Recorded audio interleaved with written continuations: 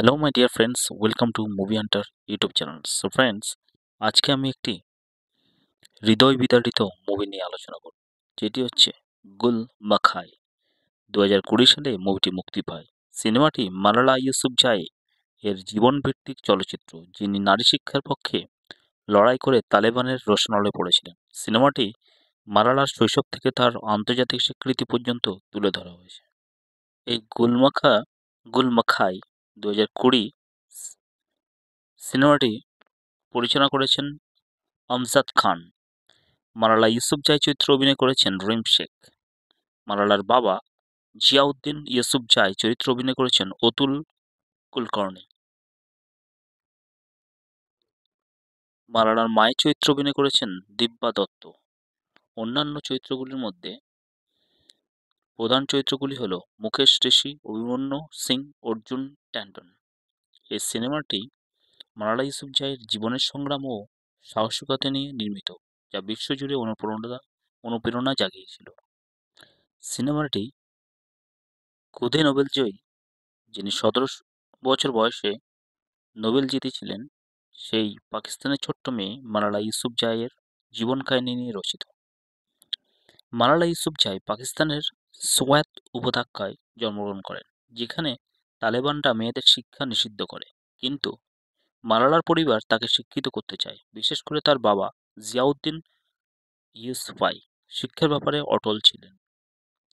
তালেবানের দমন-পীড়নের মধ্যেও মালালা সাহসী হয়ে ওঠেন এবং বিবিসি উর্দুর জন্য গুল মাখাই ছদ্মনামে ব্লগ লিখতে শুরু করেন, যেখানে তিনি তালেবানদের বর্বরতা এবং নারী শিক্ষার বিরুদ্ধে তাদের নিষেধাজ্ঞার কথা তুলে ধরেন।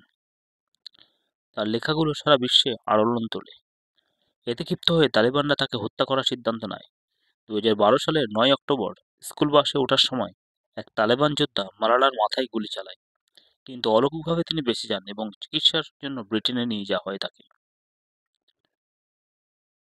পরে তিনি নারী শিক্ষার প্রতীক হয়ে ওঠেন এবং 2014 সালে বিশ্বের সবচেয়ে কনিষ্ঠতম ব্যক্তি হিসাবে নোবেলের শান্তি পুরস্কার লাভ করেন তিনি। এই সিনেমা নারী শিক্ষার গুরুত্ব, তালেবান শাসনের নির্মমতা এবং কিশোরীর অসাধারণ সাহসিকতা ফুটিয়ে তুলেছে।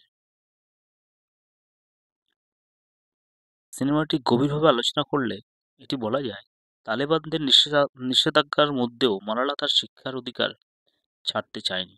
মাত্র 11 বছর বয়সে সে বিবিসির উর্দু জন্য গুল মাখাই ছদ্মনামে ব্লগ লেখা শুরু করে। এই ব্লগে সে তালেবান শাসনের ভয়াবহতা এবং মেয়েদের শিক্ষার প্রতি তাদের নিষ্ঠুরতার কথা তুলে ধরেন। মালালার লেখা আন্তর্জাতিক পর্যায়ে আলোড়ন সৃষ্টি করে। মালালার জনপ্রিয়তা ও তার সাহসিকতা তালেবানদের রাগিয়ে তোলে। তারা মনে করে যে মালালা তাদের বিরুদ্ধে গিয়ে সমাজকে প্রভাবিত করছে। 2012 সালের 9 অক্টোবর মালালা স্কুল বাসে থাকা অবস্থায় এক তালেবান সদস্য তাকে গুলি চালায়। তার মাথায় ও ঘাড়ে গুলি লাগে। মালালা গুরুতর আহত হয় এবং মৃত্যুর সঙ্গে লড়াই লড়তে থাকে। গুরুতর আহত অবস্থায় মালালাকে প্রথমে পাকিস্তান হাসপাতালে ভর্তি করা হয়। পরে উন্নত চিকিৎসার জন্য ব্রিটেনে নিয়ে যাওয়া হয়। অলৌকিকভাবে সে বেঁচে যায় এবং সুস্থ হয়ে ওঠে। এরপর সে নারী শিক্ষার জন্য আরও শক্তিশালী কণ্ঠ হয়ে ওঠে। তার সংগ্রামের স্বীকৃতি হিসাবে 2014 সালে মালালা বিশ্বের সবচেয়ে কনিষ্ঠতম ব্যক্তি হিসাবে নোবেল শান্তি পুরস্কার লাভ করে। গুলমাখাই সিনেমাটি মালালার সাহস, আত্মত্যাগ এবং সংগ্রামের গল্প বলে। এটি নারী শিক্ষার গুরুত্ব, তালেবান শাসনের অমানবিকতা ও এক কিশোরীর অদম্য সাহসিকতা এক অনুপ্রেরণামূলক কাহিনী। প্রধানত এই মুভিতে মালালা ইউসুফজাই নামে যে 17 বছর মেয়েটিকে তালেবানরা নৃশংসভাবে গুলি করে হত্যা করতে চেয়েছিল এবং